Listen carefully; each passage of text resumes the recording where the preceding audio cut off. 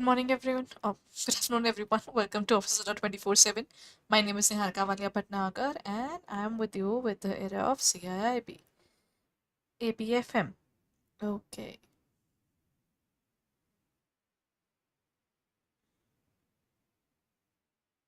Good evening, everyone. I hope I am audible as well as clearly visible right now. Okay, today I'm going to start with the topic of Module A further.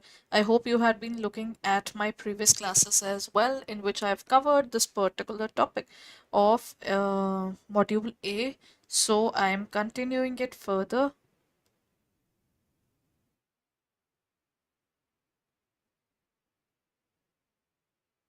Okay, so I hope it's all sorted. Chaliye, let's begin with the session. I request you all to share this particular session among your peers, and at the same time, one more thing is required that if you like this particular session, then please go ahead and like it as well. Along with this, in this particular session, I'm going to cover two topics. No, not only two topics. I would say there are multiple topics that I'm covering, starting from staffing, directing, and controlling. In the previous mini marathon, I'd covered more of module A, first chapter, second, and third. So I'm going to now take the third chapter, fourth, and fifth, because first and second had many questions. So I'd covered most of the questions in the previous verse based upon the first chapter more. So in this case, I've made it balanced, combining both the particular sessions, that is today's session and the previous mini marathon. That would be really helpful for the complete preparation of your module A. So if you like this particular session, please go ahead and share it among all the areas where you can, and at the same time, let's begin with the session. Okay, here comes the first question, everyone. The first question relates to the area of what is work specialization, also known as task differentiation, division of labor, hierarchical structuring, or team collaboration. What do you mean by this? Work specialization. For example, I am specifically working in the vertical of JIB and CIB. So if I'm specifically working in this particular vertical from quite a long time now, I am specialized in this. But at the same time, if this is the vertical I'm working, the subjects that I'll be taking up are also defined. That means one particular thing which is done twice, thrice, as many times as possible, that makes me specialized in that work, doesn't it? So this includes task differentiation, division of labor, hierarchical structuring, or team collaboration. Work specialization comes due to division of labor. When you divide the work into different people and those people are doing it time and again, this will make the entire working way better. And the person can earn more because of this as well. Because once you become specialized, then you can charge more for what you're doing. And at the same time, that's because you are not charging, you are actually not overcharging for your work. One particular person who's becoming an expert about this particular job profile, then he requires less guidance. He has more ideas, he has more productivity than anybody else. So overall, it becomes a very productive way of working.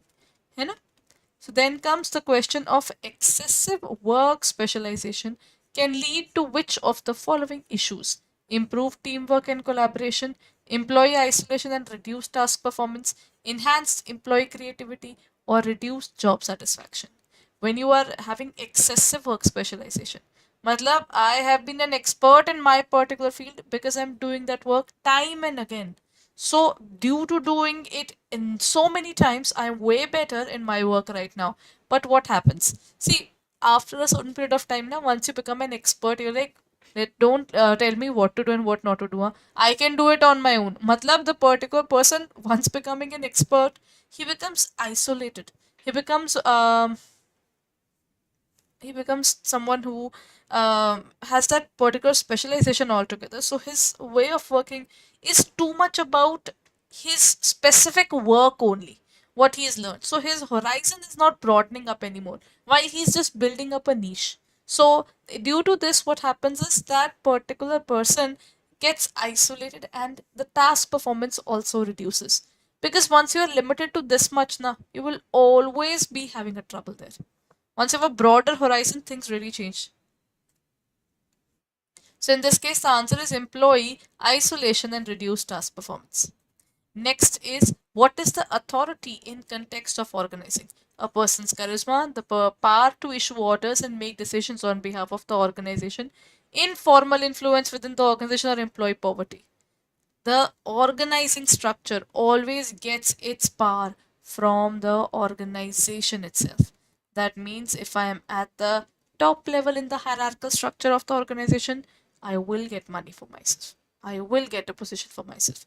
I will get decision making power for myself. So in this case, it all comes from the area of the power to issue the orders. You will see that there are people who are sitting at the top positions who are not aged enough, who are not experienced enough, but they are still the leaders of the organization. That's because they have the power in the organization. Someone who is having a very strong build, who can influence anybody, he's sitting at a lower position because of his credentials, because of the fact that he's not the owner of the company. So it's based upon this scenario. Achha. In the chain of the command, who typically has the most authority, everyone? Now, this is a question of chain of command. An easy question for sure. Among the chain of command, who has the most formal authority? Entry level employees, middle managers, top level executives, or specialized workers? In this case, the correct answer would be what? The chain of command, highest is top level. Highest is top level. Everybody, please participate and answer.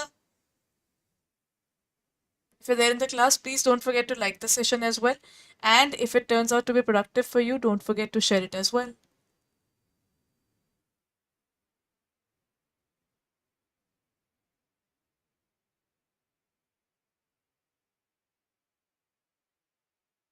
Chaliye. Now comes the next question. What does the chain of command represent in an organization?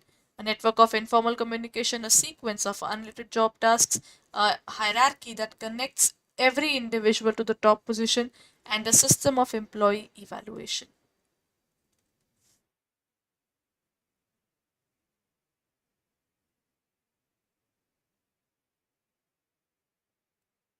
It's basically a hierarchy that connects every individual to the top position. So chain of command is basically what I can say is this is my top level. That is, then we have the middle level, and then we have the lower level. It is always the hierarchical structure is shown in the form of a pyramid.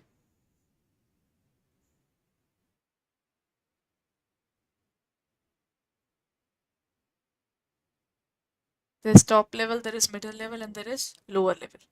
So as you can see, the pyramid defines that these people have the lowest number, while middle levels, the department level, the number of leaders who are there in this middle level is more, and the lower level is way more because the number of supervisors, foreman handling the workers, they are way too much in number, because workers are way too much. For every 100 laborers there would be one person, for every 50 laborer there would be one person taking care of them, because supervision will make sure that the quality is being kept, you know. So that would be the answer. In this case, a hierarchy is that connects every individual to the top position. Then here comes the next question. What is the role of managerial position in chain of command? To break the chain, to create a job specialization, and then to connect one level of hierarchy to another, or to supervise entry level employees. I think I can. Is it visible now?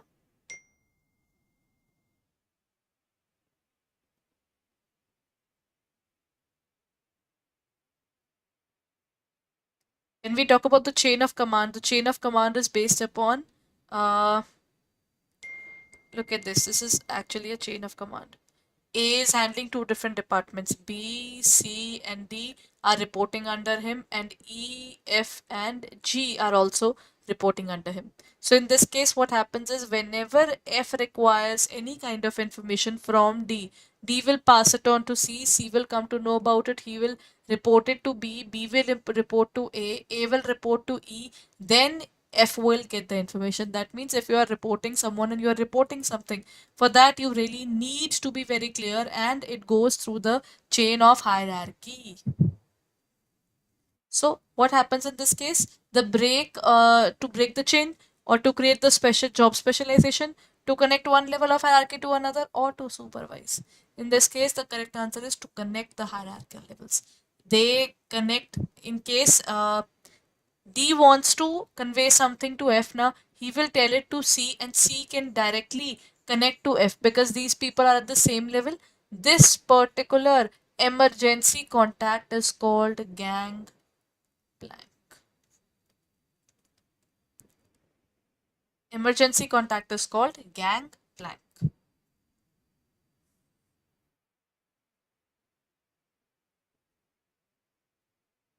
Very good, Mahesh sir. Sunny sir going correct. Everyone, please participate. Next question.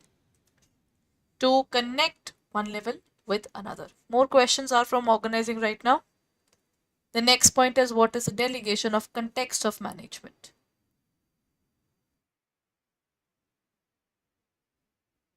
Act of supervising employees, the act of retaining all responsibilities, the act of assigning tasks and authority to subordinates, or act of micromanaging employees.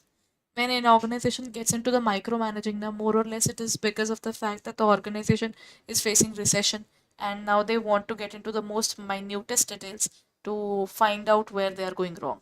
Otherwise, now you'll see that most of the organizations are not into micromanagement. Micromanagement becoming extreme means the particular person will not be able to work freely. He's always worried about, I have to report, I have to report this as well.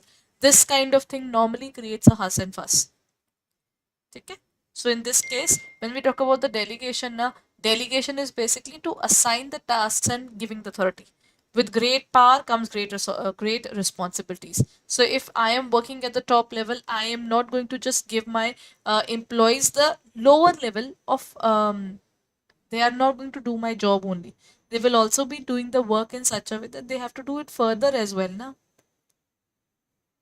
think about it. Matlab, I gave you a task to finish off, but I'm not giving you the authority to take over the decisions as well. That means for every decision, you'll be calling me, ma'am, there is a particular point.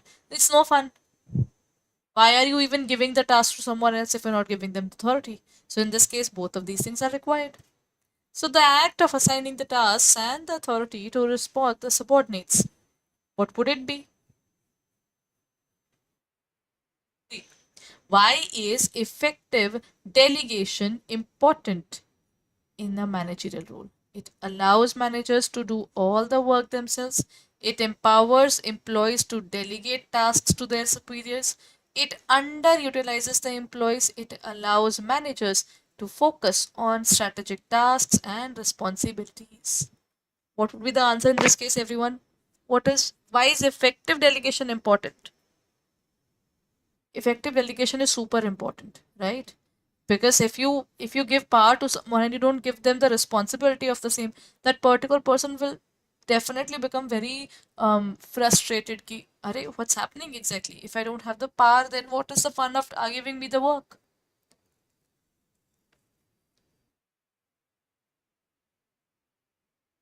So in this case, why is effective delegation important? It is important because D. Because of D. Why is D important, everyone? See, if I am taking all the decisions, and what will happen? Very good, Sunny sir, Mahesh sir. When I am taking all the decisions, what will happen? The moment I am taking all the decisions, then for every single thing, minute thing, big thing, I am going to take all the decisions. That means everything that is happening in the organization, then everything comes to me. A question mark, another question mark, another question mark. So I'll be really stressed out with all that. So what I'll do is, I will keep the core activities to me. Whatever I feel is super important, those core are with me, and the remaining are sent to someone else. You know? So that's what we'll do. That is D. It allows managers to focus on strategic tasks and responsibilities. What does span of control refer to the organizational context? The number of employees who report directly to the manager, the total number of employees in an organization, the level of hierarchy within an organization, or the company's annual financial performance. What does span of control refer to? When we talk about the span of control is the number of people that you can handle under you. Okay? That means the number of employees that you can handle without any trouble. So in this case, it's not about the hierarchy. It is not about the company's annual performance. It is not even about the total number of employees in the organization. It's about A. Very good, Sunny sir. Correct, Mahesh sir. Everybody else who's there in the class, please participate. Let me know your answers. So this is a question on reasoning assertion. I hope now it's visible. It says assertion, centralized organizations have greater clarity in their decision making process. Reasoning, centralized decision making ensures that all important decisions are made by a single individual. Both assertion and reasoning are true. Reasoning is correct explanation of the assertion, then both are true but reasoning is not correct, and that the assertion is true but reasoning is false, or assertion is false but the reasoning is true. A weird question. Centralized organizations have greater clarity in terms of decision making process. Yeah, there's only one person taking the decision. Why would it be a problematic thing? So first thing is definitely correct. Centralized decision making ensures that all important decisions are taken by one single individual. Matlab you are leaving every single thing on one single individual. Think about it. If that one single individual has no knowledge about it, then this particular person will ruin the entire organization. For example, Hitler ruined Germany by making Jews accountable for something which was based upon the strategy failures.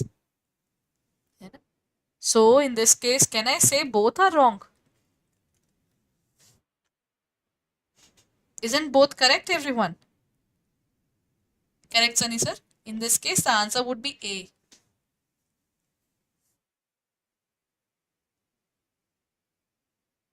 Okay, both are correct and they are the correct explanation of the assertion as well.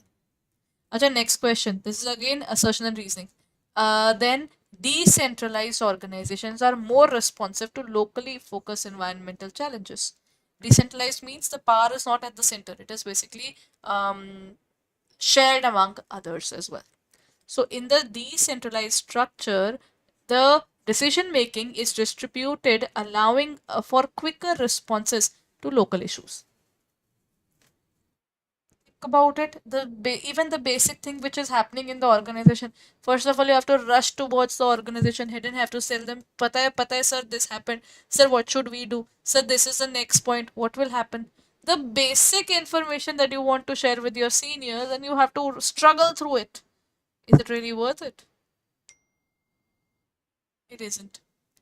So in this case, both assertion and reasoning are true. The reasoning is correct explanation of the assertion. Or when we talk about both are true, but that's not the correct explanation. Or any of them is false or any of them is true. What would be your answer?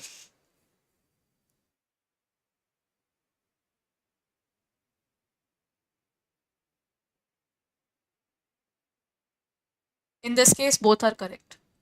When we are working now, both are correct. Reason, in terms of centralization and decentralization now, centralization happens when all the super important decisions cannot be delayed. So you have to rely on that one particular expert. While decentralization happens when you cannot go to the senior time and again, ki, sir, pata hai kya hua? Sir, sir, sir. You cannot go to them every single moment and talk to them like anything. Hai na? It's such a stressful scenario. Isn't it?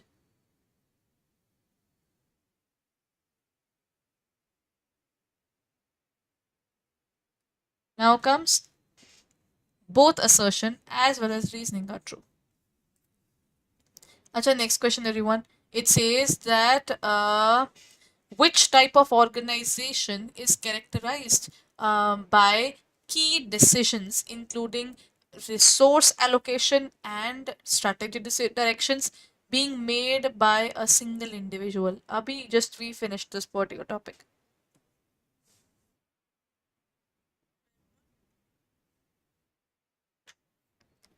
What would be the answer, everyone?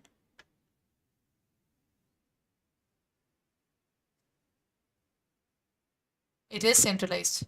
Very good, Mahesh sir. The answer is A. Centralized organization. Next point. What is the disadvantage of centralized decision making in an organization?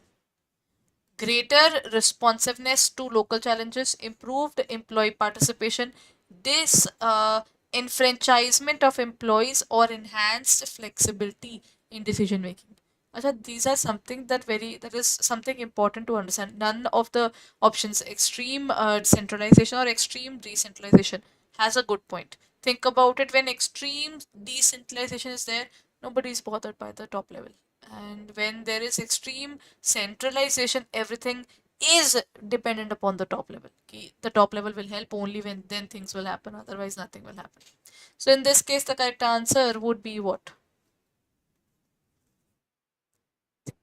When you are having centralized decision making now, you are taking away the power of thinking of your lower employees. They would be like, sir, what should we do, sir? Now this is something that will be helpful or that would be helpful, and you're like, every time such things are happening, only I can decide.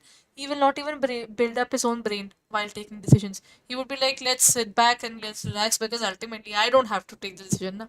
It would be taken by my senior only. So in this case, the point would be the disenfranchisement of employees. The employees will be feeling that point ki, who are we to take decisions? Let the senior take it. And this is not good, because then you are not having succession planning at all. You're not preparing the next person to take care of your work. Next comes in decentralized organization. What is the key advantage? Slower response to local issues, less control over strategic direction, improved responsiveness, or greater rigidity. What would be the answer in this case?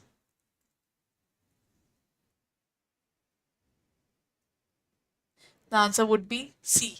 Improved responsiveness to local, focused challenges. This is a plus point, because you know you are sitting at the point you can respond to your senior there and he would rely upon you. Okay? That is improved responsiveness to locally focused challenges. Next point. What is the primary responsibilities of staff supervisor in line and staff organization, everyone? Heard about the various forms of organization? Line and staff is the oldest organization. Line is the main people who are taking care of work, and then staff is the advisors. The advisors are the helpers of the particular person. For example, um, the the advisors, the advising committee, then the assistants. Those are basically the line and staff organization system, where staff is basically the one which is supporting you. So when we talk about this organization, it is based upon decision making and authority distribution, direct management of line executives, guiding, advising, or counseling line executive, or overseeing administrative support services.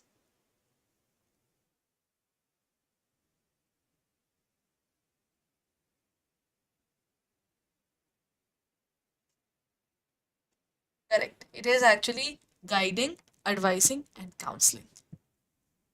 It is guiding, advising, and counseling line. Next point.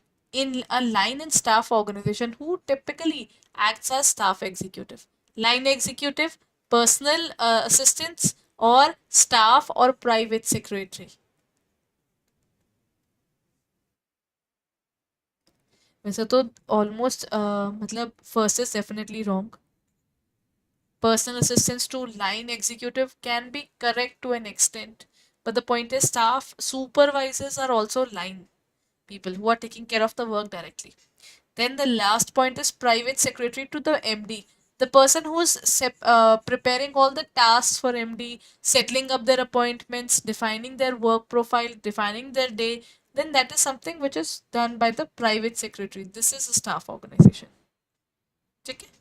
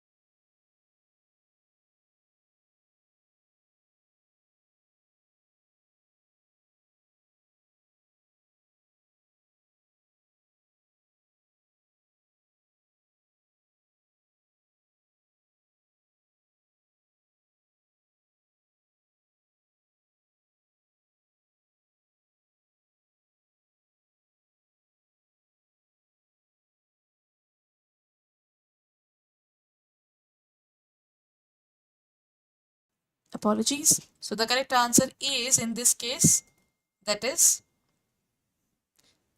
private secretary to manager, director, managing director. Again, staff people are the ones who are genuinely helping the line people. Because pata hai, nobody can work upon their focus things if they are taking care of the non-core activities as well. They have to take care of core as well as non-core, which is way too much, right? What is the primary goal of the line staff organization principle? To establish a highly centralized decision making structure, to eliminate all lines of authority within the organization, to maintain a cohesive command structure while allowing flexibility in hierarchical lines of the authority, or to minimize the complexity. In this case, when we're talking about the primary goal, they make sure that the hierarchical structure is providing some people who are helping others. So the answer would be C in this case. To maintain a cohesive command structure while allowing flexibility in hierarchical lines of the authority. Which of the following is key feature of functional organization? Three different authorities, line, staff, and function, a highly centralized decision-making structure, a lack of specialization, or no distinction between line and staff goals.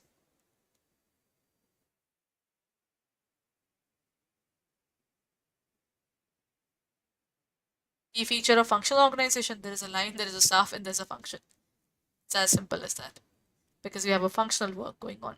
Functional work can be your HR department, your finance department, and then we have different departments defined all together. Na? That is something which we'll find here.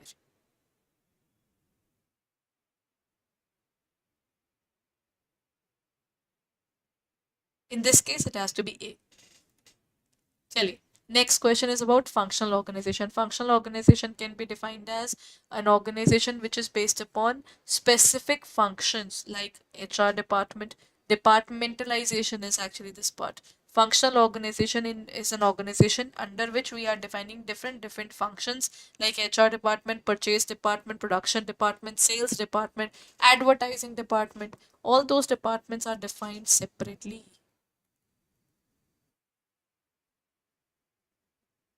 So these were the questions of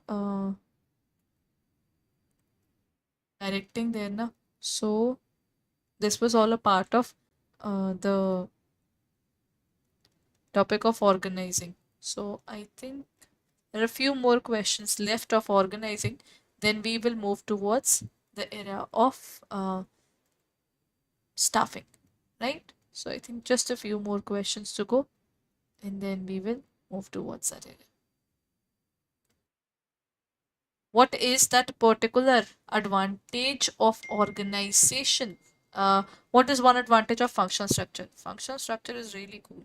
Why? Because I am doing the HR work, or I am doing the finance work, I do that particular work only. It's easier to train me.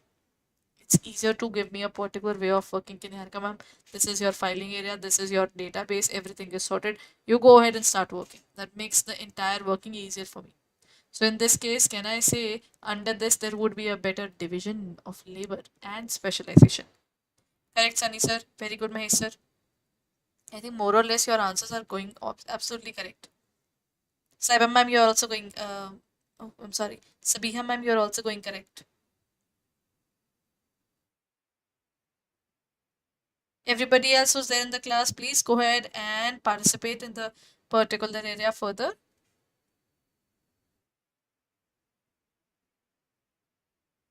Very next point.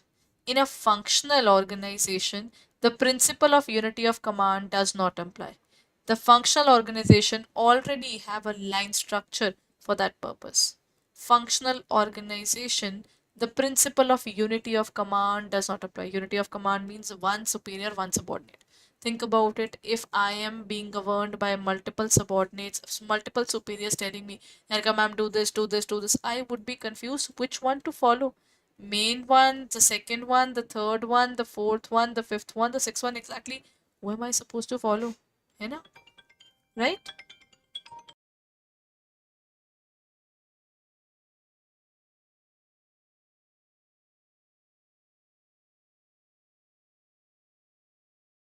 So, what would be the answer in this case, everyone?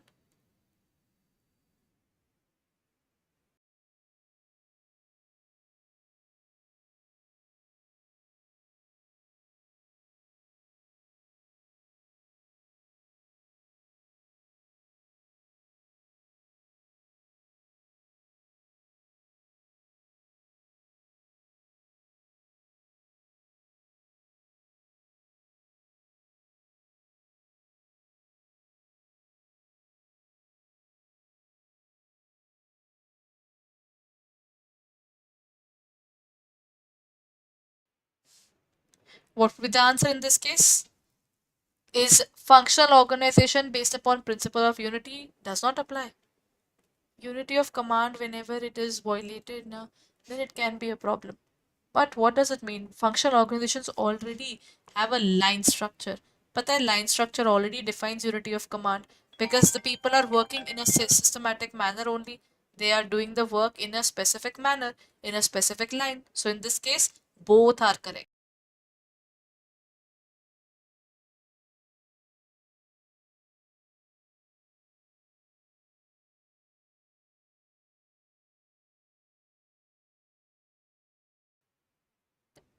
So in this case, the correct answer is both assertion and reasoning are true. The reasoning is correct. Explanation of the assertion.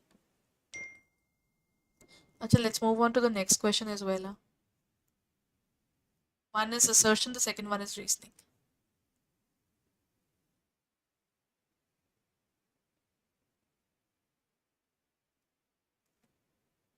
Now comes assertion. Functional organizations are cost effective due to their specialization and standardization. Reasoning, specialization, and standardization lead to maximum output at the lowest possible cost. Both assertion and reasoning are true, or reasoning is the correct explanation, or assertion and reasoning are true, but reasoning is not correct, or assertion is true, reasoning is false, or vice versa. Assertion is false and reasoning is true. What is the answer? Functional organizations are cost effective. वैसे तो वो होती हैं. This happens because if I am doing the work of HR department, I am doing that work for years. Obviously, I become an expert in it. I become a pro in it. Whatever work you do, I'll handle it. Specialization and standardization lead to maximum output. I am specialized in my work, and the standardization of work has already been defined. So, what will happen? There is a less chances that we will face any problem in this further, isn't it? So, the answer is A. Okay, I think we are just about to end the questions of organizing there. Just about to end it, and then we'll move towards more questions of. Okay, this is not purely about organizing the questions, but yes, more questions are right now all aligned towards organizing. Now I'm moving towards the next portion of staffing. The plus point of this marathon in a systematic manner is there is nothing mixed right now. If you want to go through a specific chapter in the marathon, even you will be able to see it. I'll try to put up more questions in this manner so that everybody gets benefited, that if you haven't done one particular chapter yet, you can skip over and move on to the next part first and then come back once you are done with this portion as well. So the question, what does the term formal organization structure refers to? A spontaneous organization of tasks within an organization. And the second one is a structure created by the managers to achieve organizational objectives, an informed arrangement of roles and responsibilities, or delegation of authority within a team.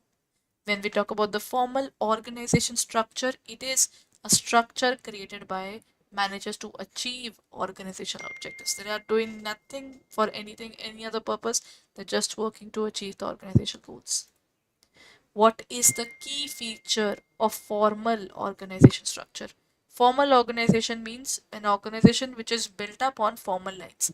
That means the organization structure has been determined by the top level. Who would be leading, who will not be. They are putting up the positions, and based upon these positions, they are also defining how the people will continue further. So basically, this is what is the key feature of formal organization. It is spontaneous task assignments, no. Lack of hierarchical connections or delegation of distinct responsibilities to each member, or informal decision making. I would go in this case with C. Why? Because you can delegate the responsibilities based upon who's the senior, who's the subordinate, who is reporting to whom. Isn't it?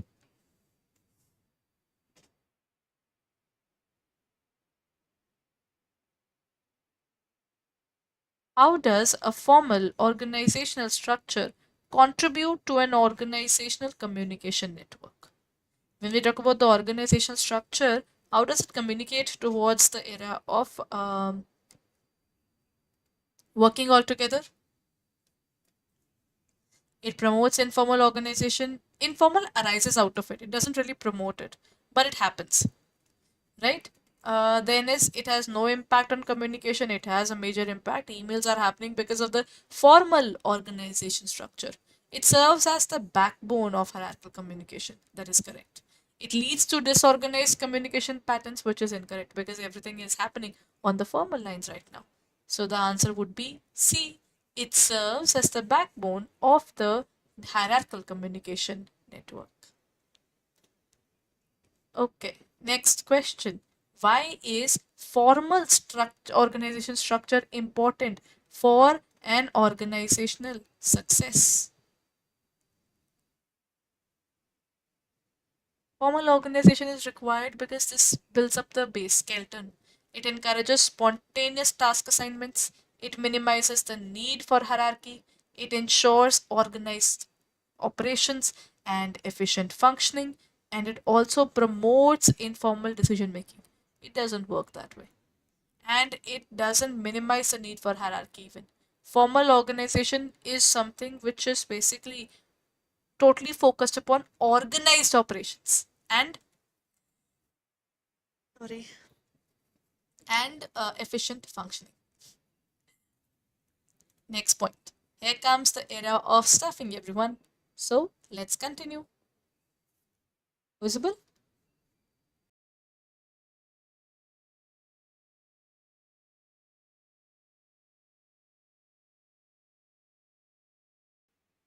Why is it necessary to consider both internal and external factors when it comes to the working there? In terms of approach, system approach of staffing. You cannot work with staff in an unstructured or undefined manner. Can we?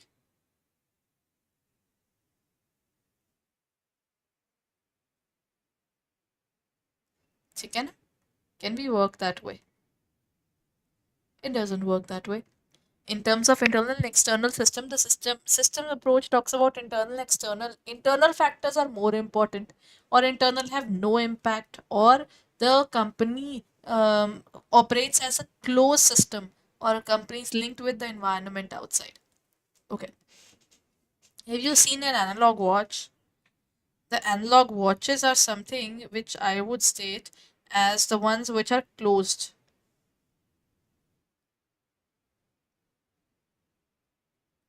right? When we are talking about the things there,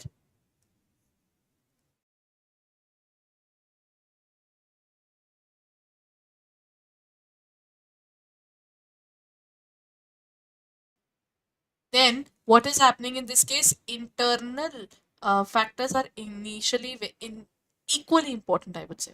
In an analog watch, what will happen? You have to just put cells, it will start working, and when the cell weakens up, you need another watch, or you want to change the cell, whatever you feel like. But the system is closed. It doesn't work on the basis of environment, winter coming, summer coming, world changing. There is nothing that would affect it. But what would affect it?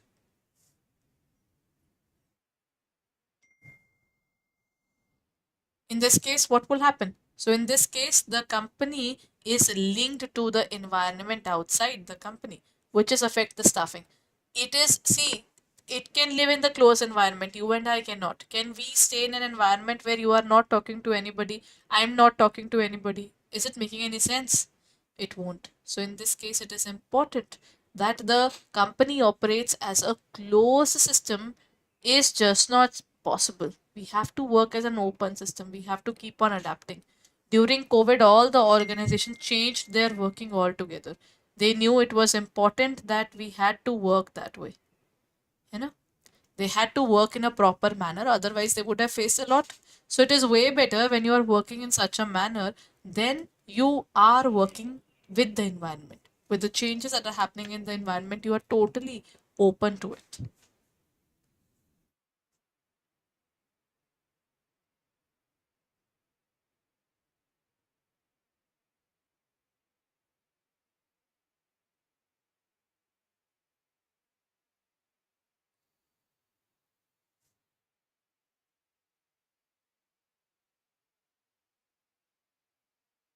Now comes the next point, which says, how does the staffing impact the managerial functions of leading and controlling? Staffing is something that will train the people.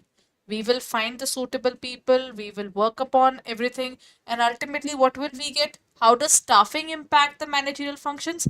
See, the point is, staffing determines how will we direct the people. For example, if I get educated people, you cannot talk to them rudely. You cannot talk to them in a baseless manner. You have to give them rationals. Why? What are we doing? And why are we doing it? We have to give them all those rationals, right? So then, leading would definitely vary, and even controlling.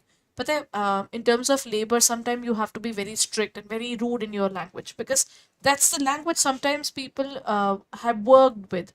So what happens is sometimes you have to behave the way the particular person is going to work. So you have to get the work done in one or the other way. So staffing is basically something which talks about selecting the correct people so that your directions become easier. If you belong to a different area, I belong to a different area, and we both cannot talk in a specific language all together, what will happen? We will not be able to communicate and achieve the goals of the organization. One thing is for sure, staffing has an impact on directing and controlling. Then comes adequate staffing makes leading easier. Selecting quality manager influences controlling. See, the point is if you get a good person for the organization, he will not make a fuss out of his work. But the one who doesn't understand the particular work, then there would be very difficult to work with them. Na? मतलब simple सी बात है. When we talk about the working, um, I got a particular person who is already very dedicated towards his work. So by the end of the year, I don't have to poke him again and again. Target completion, sir, target completion. I don't have to. He's already aligned towards his work. So this is something which I can say the adequate staff is making leading easier and selecting quality managers influencing controlling.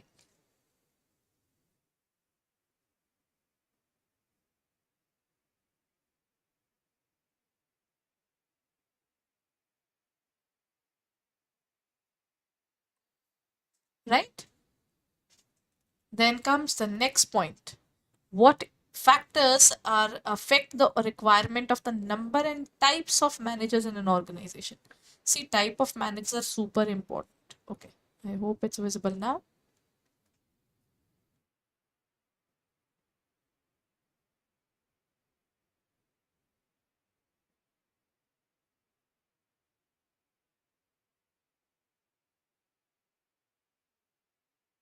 Then the number of staff members and the rate of turnover among the managerial personnel, the total of size of persons, business and level of complexity, the size of management inventory and company's plans, and the level of education and expertise in the external environment.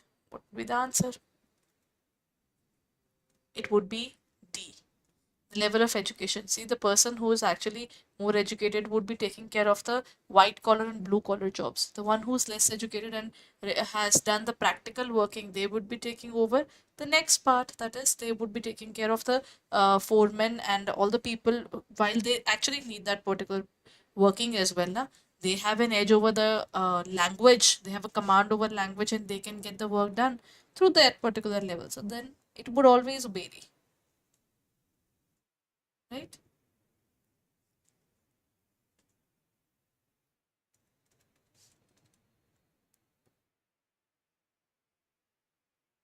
Okay, so let's move on towards the next question. What can be modified or to increase or decrease the number of managers in an organization?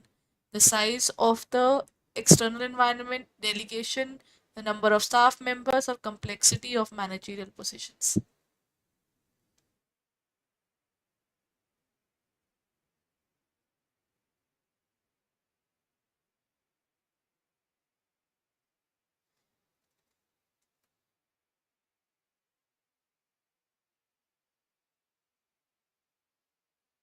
When we talk about the modification, that will be based upon delegation.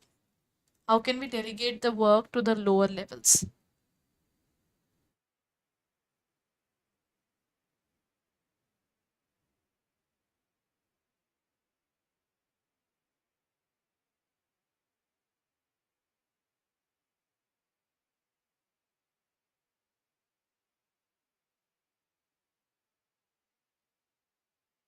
Done, everyone? The answer is B.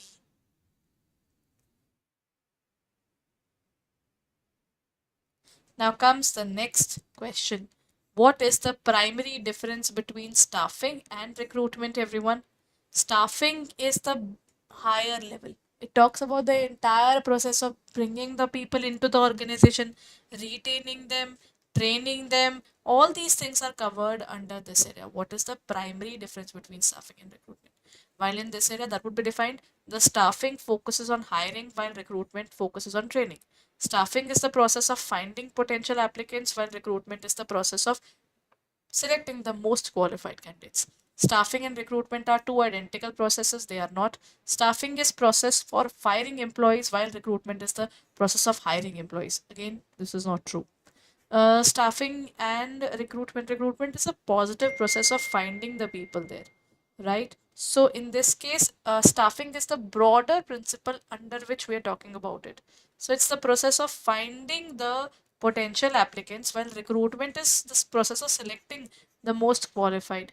Vesina, this is a difference between selecting and recruitment. So I would say this definition is more near towards the area of selection and recruitment.